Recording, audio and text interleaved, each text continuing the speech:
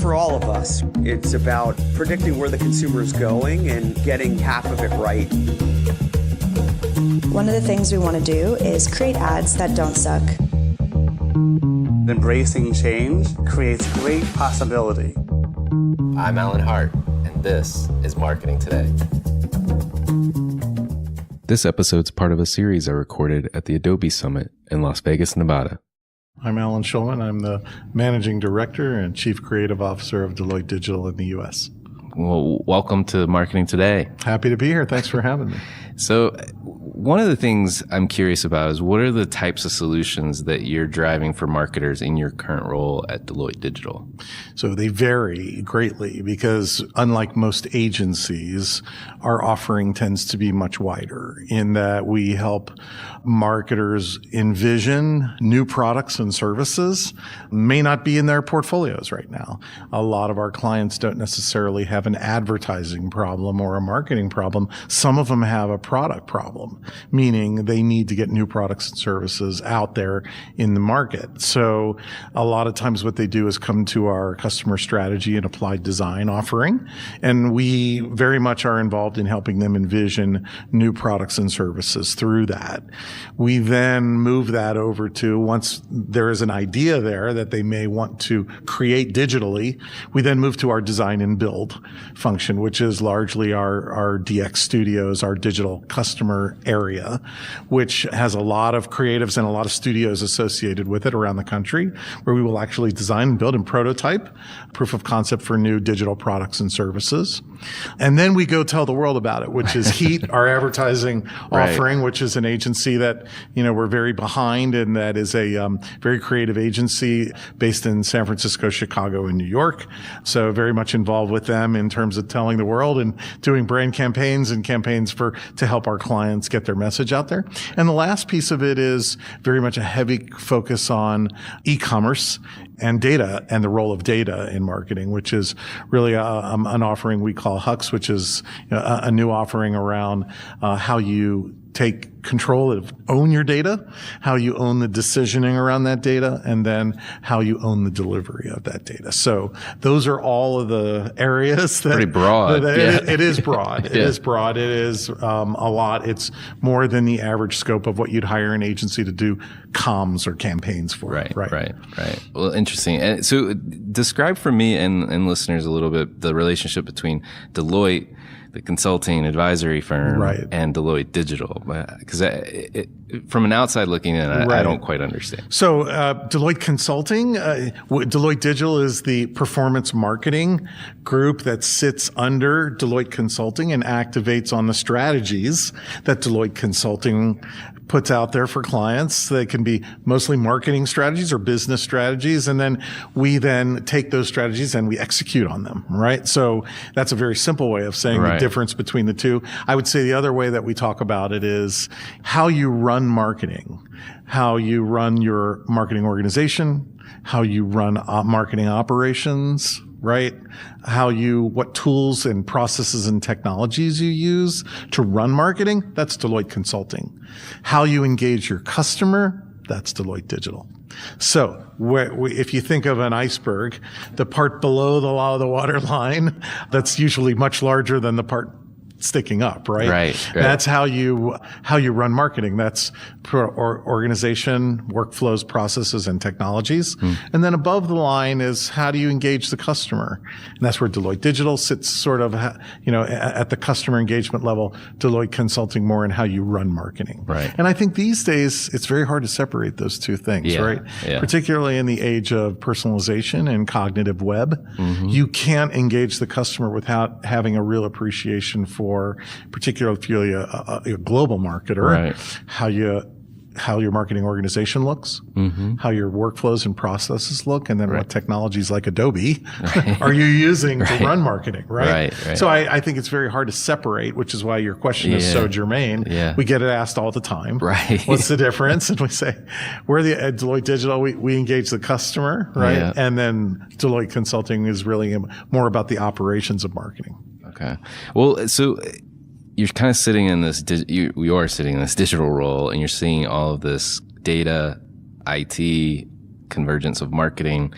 in that you've got the CMO and you've got the CIO, and I'm curious about collaborations that you've seen work.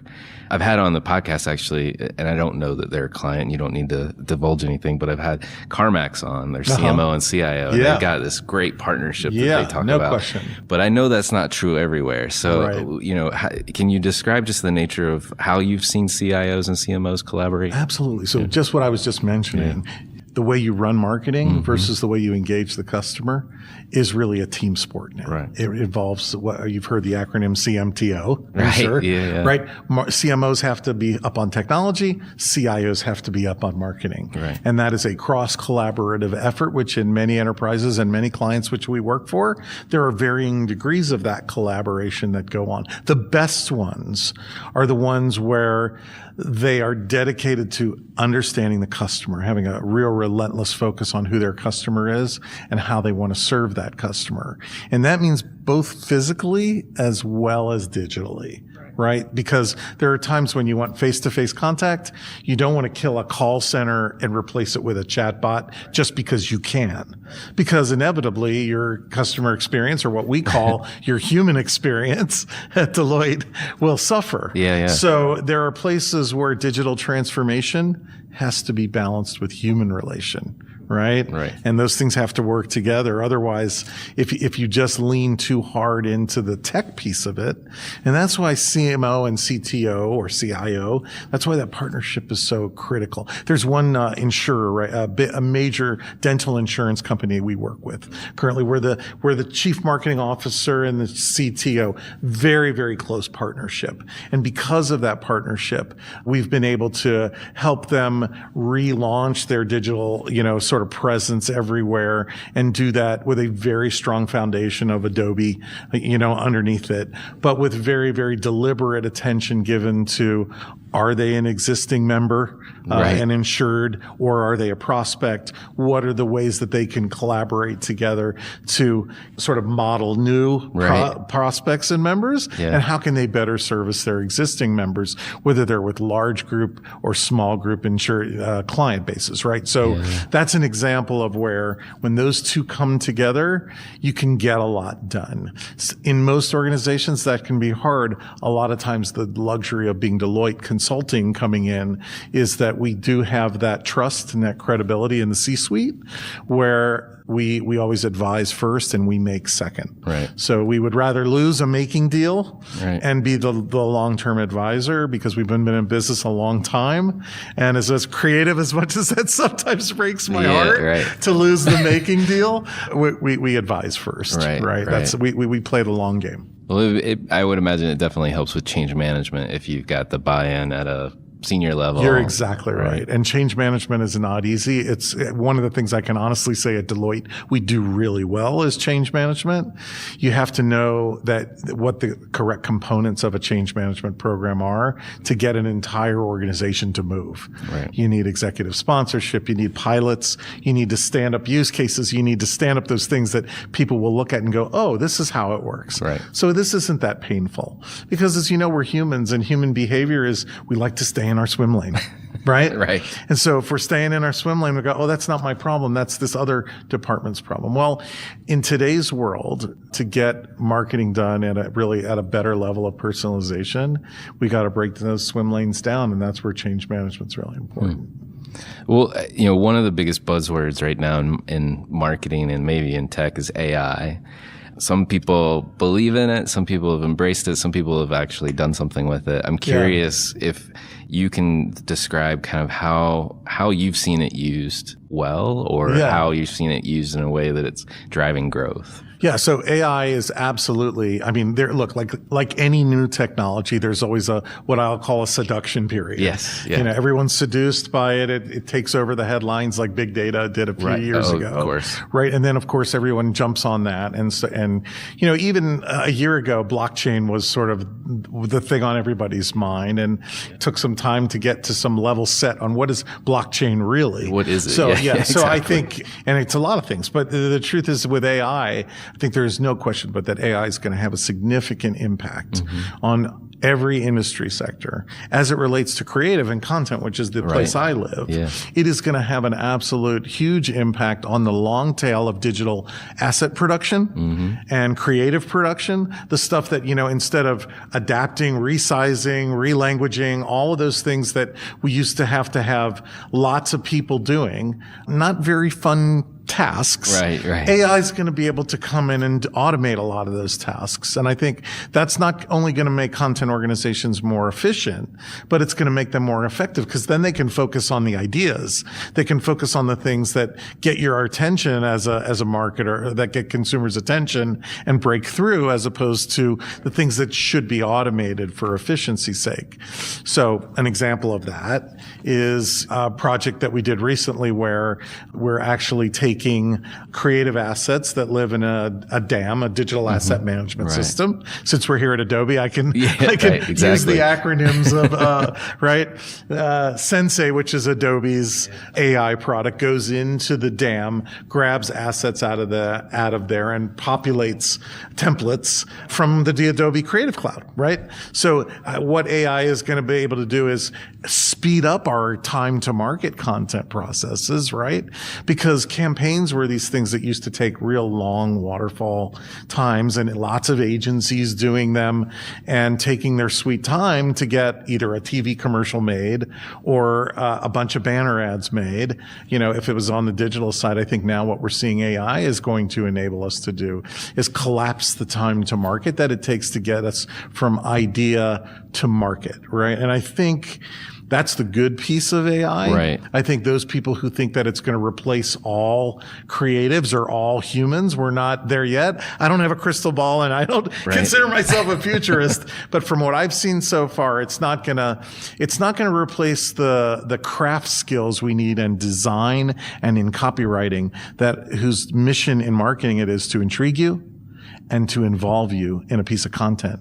And then at that point, AI can come in and scale that. Right. But it's not a replacement for being in the idea business, which crafts people still very much are. Right. And you're hitting on my next topic for you, which is the notion of where does creative fit in to a world with AI. You've described it pretty well. That's right. We're still going to be at the high variance ideation creation end, but the production and the scaling part is where AI is going to come in and take away a lot of the sort of menial tasks that used to be about, oh my God, we got a tag. We have to do 30 versions of tags on the end of these automotive commercials for every dealer, right? Or we have to do this many versions of a banner with these different offers, multivariate offers. All that stuff's going to be able to be automated, and that's good because it'll just mean that we can get more content out there faster and get to market faster and hopefully generate results for our clients faster. Well, one of the things I did notice, and we were talking about it just before I hit record today, is that you've got a jazz background. Yes, I do. So tell us a little bit about your background in jazz. Yeah, so I'm a jazz guitarist. I have a master's degree in jazz arranging and composition from Howard University in Washington, D.C. I've been a jazz guitar player. I sort of grew up with these two ski poles. I wrote ads by day, and I played jazz by night. So those are the two ski poles I sort of ran my life on.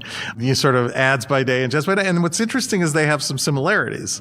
I mean, copywriting of advertising is, sort of the act of ideation and creation is being spontaneously creative in real time. And taking a solo with a jazz group on a bandstand is also creating in real time. And you have to be original as you can be to demand the audience's attention. So those are the similarities. I think that what I have learned to apply to my day job from jazz is to create teams where that spontaneous collaboration can happen. And that everybody might play a different instrument, right? There might be a strategist, there might be a designer, a coder, a copywriter. All those people have different craft skills or different instruments, if you will. But then if you get them together in a war room and they get collaborating together, magic can happen.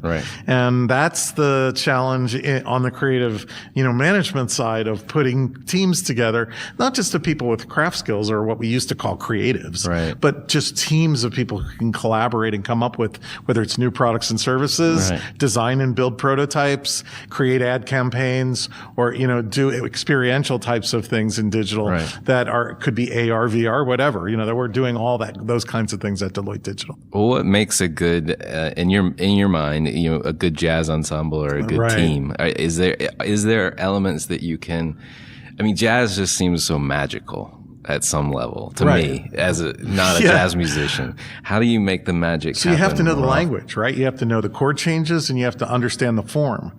Just like over in when we collaborate, let's say we're designing a website or doing something like that, the quality of the product depends on it being a team sport, not, okay, I'm going to design this. Now I'm going to hand it off to you, the copywriter, to fill in lorem ipsum, which is the Greek type, right? Then I'm going to hand it off to the coding people to code it and put it up on a staging server. That's what we call kick the can down the road.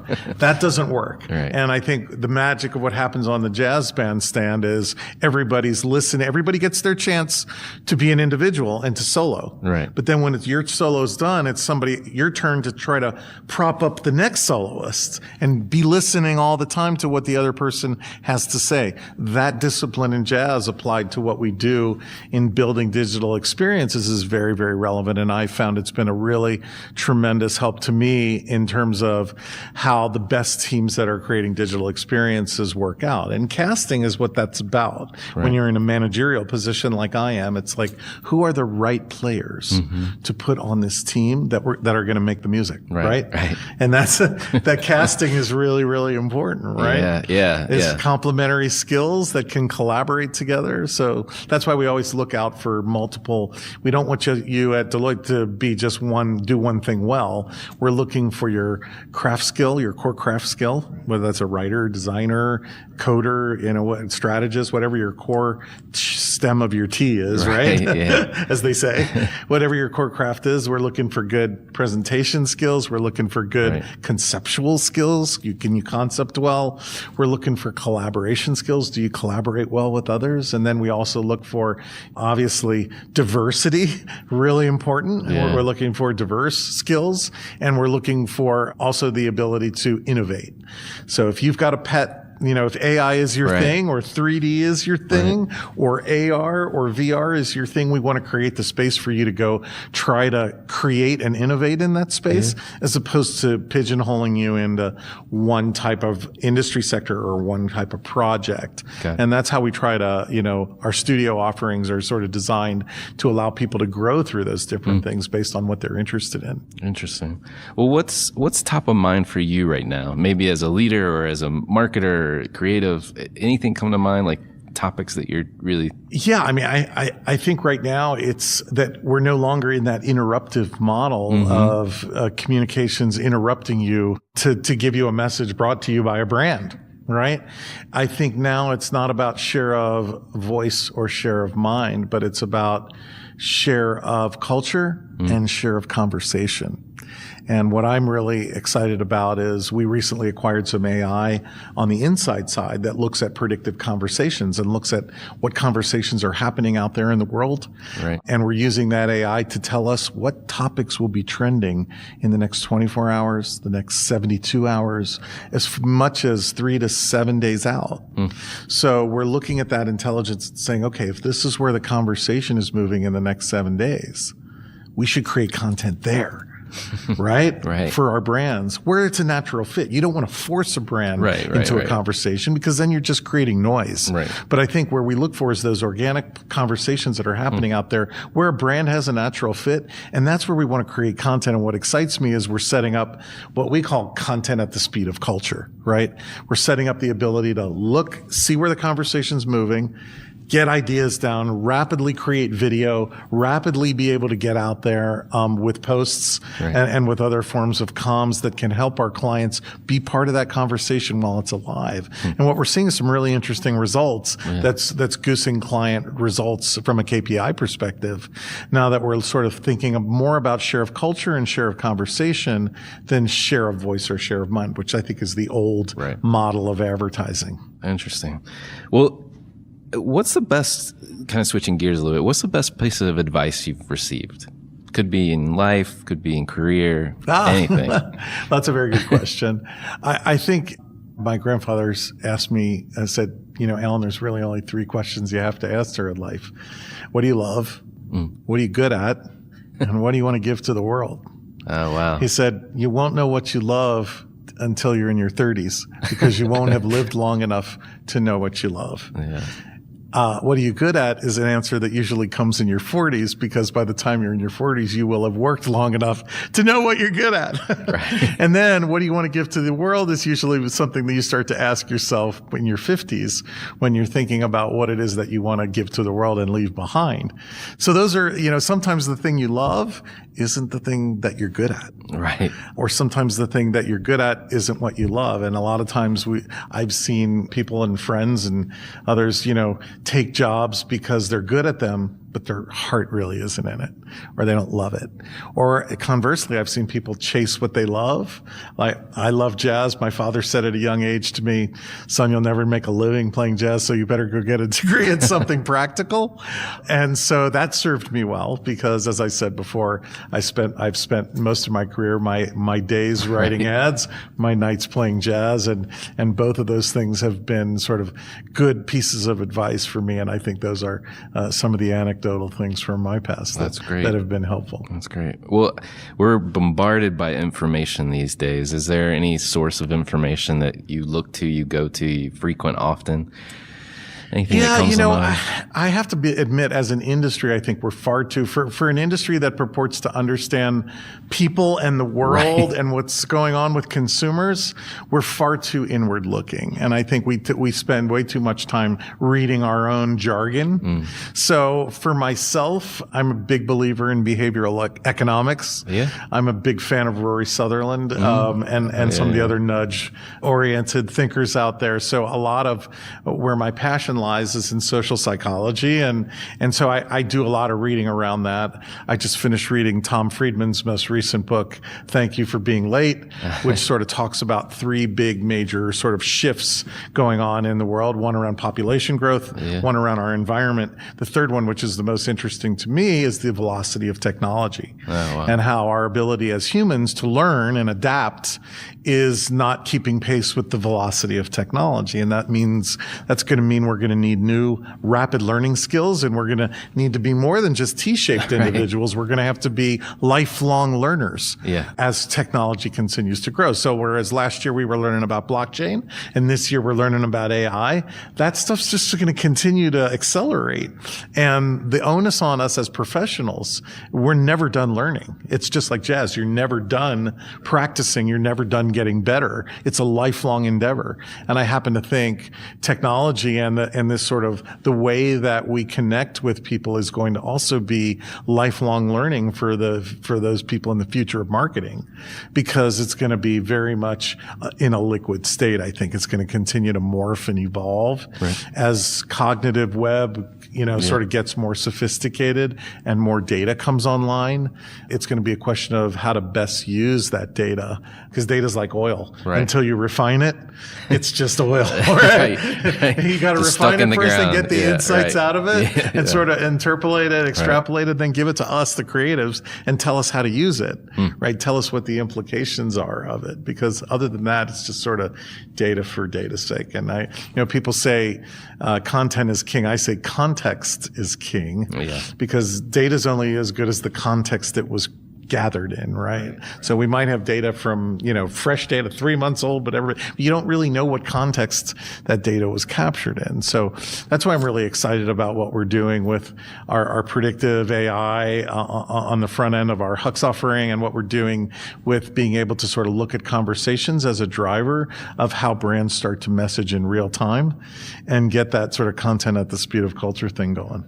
Well, last question, a little bit of a fun one. You can go any direction you want. Sure. One thing you love and one thing you hate or dislike strongly, if you don't hate things. One thing, I'm not really a hater. So one thing you love then? One thing I love is my family. That's number one for me. I have 4 beautiful children. I'm blessed with 4 beautiful children and a wife I adore who's way smarter than me.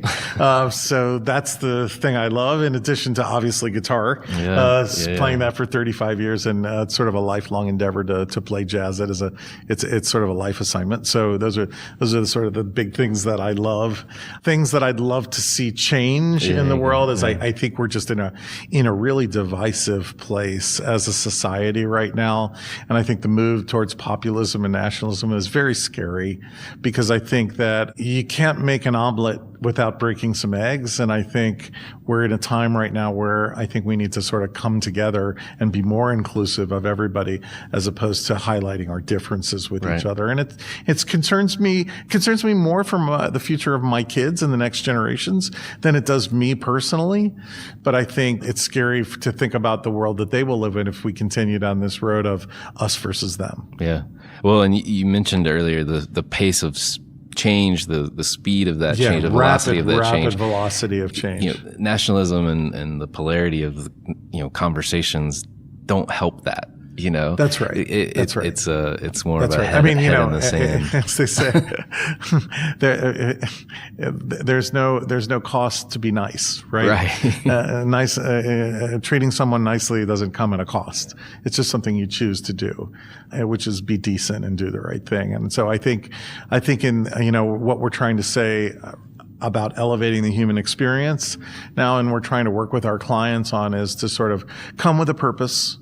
Have a purpose for why you exist as a brand, have a point of view, and state that point of view, and have a personality. If you have those three things, you'll never be a commodity, right? Right. And you'll never be sold at the lowest price. Right. So have a purpose, have a point of view, and have a personality. And to the degree that we can help clients do that, employees will want to work for them. People will want to be loyal to them, buy their products and services. And I think that's where, the way that businesses engage with people, I think digital's great, but it can get really impersonal. Right. So I think for us, it's finding that balance between all things digital and, and the human side of that, which is, we don't want to forget that a lot of these technologies come and go. USB 2.0. I mean, I could name a long list of things that have sort of come along, Second Life. I mean, we can make a long list of things that have come and gone. Even the headphone jack on my iPhone. Yeah, that's right. Yeah. But human emotions haven't changed. Right. Our senses haven't changed.